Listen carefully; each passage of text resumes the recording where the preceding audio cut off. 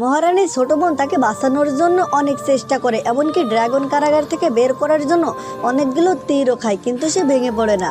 সেখানে ড্রাগনের যে কোরালটি ছিল সে সেইটা ভেঙে ফেলে। এটা দেখে বড় বোন তো কান্না করতে থাকে আর সে আফসোস করতে থাকে, যার জন্য সে সব কিছু করলো সেই তার স্বামী, এবং তার স্বামী অন্য একটা মেয়ের জন্য তাকে ধোঁকা দিয়েছে। এমনকি রাজা এইটাও ভুলে গিয়েছিল যে রানীর পেটে তার সন্তান আছে, আর সন্তানটি তার রক্ত খেকো স্বামীর জন্য মারা যাচ্ছে দিন দিন। এমনকি এক পর্যায়ে গিয়ে তার সেই ছোট বোনটিও মারা যায়। এমনকি রানী তখন ক্রোধে ভেঙে পড়ে আর সেই ড্রাগন খাঁচাটি ভেঙে যায় এবং রানী একটি রাক্ষসে পরিণত হয়। এরপর রানী আকাশে 9টি তারা দেখে, ঠিক তখনই সে তার খরগোশ সহ বোনটিকে কোলে তুলে নেয় আর সেইখান থেকে চলে যায়। আসলে 10 বছর আগে রাজা একটি নেকড়ে দেখেছিল এবং তার সাথে সম্পর্ক হয়। এক পর্যায়ে গিয়ে সে তার সাথে থাকতে থাকে। কিন্তু 10 বছর পর রানী রাজাকে একটি যুদ্ধ থেকে বাঁচিয়েছিল। এরপর রাজা যখন বাড়িতে আসে রানী অনেক খুশি হয়েছিল, কিন্তু রাজার সাথে তখন আরেকটি মেয়ে ছিল। রাজা তখন এসে বলে, আমি যুদ্ধ করেছি এই মেয়েটির জন্য, আমি এখন এই মেয়েটিকেই বিয়ে করতে চাই। রানী তখন মনে মনে ভাবতে থাকে, আসলে রাজা যখন জখম হয়েছিল তখন সে তার প্রাণদান করেছিল, এমনকি নিজের সাম্রাজ্য সে রক্ষা করে রেখেছিল। আর এখন দেখছে রাজা অন্য একটি মেয়ের সাথে বিবাহ বন্ধনে আবদ্ধ হচ্ছে। রানী তো এটা দেখে অনেক ভেঙে পড়ে।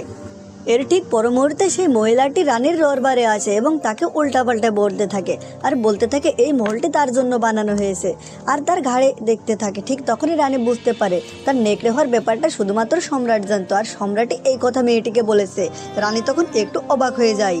এরপর রানী আরও বুঝতে থাকে সে যে রক্তদান করেছিল সেটা ছিল এই মেয়েটির জন্য।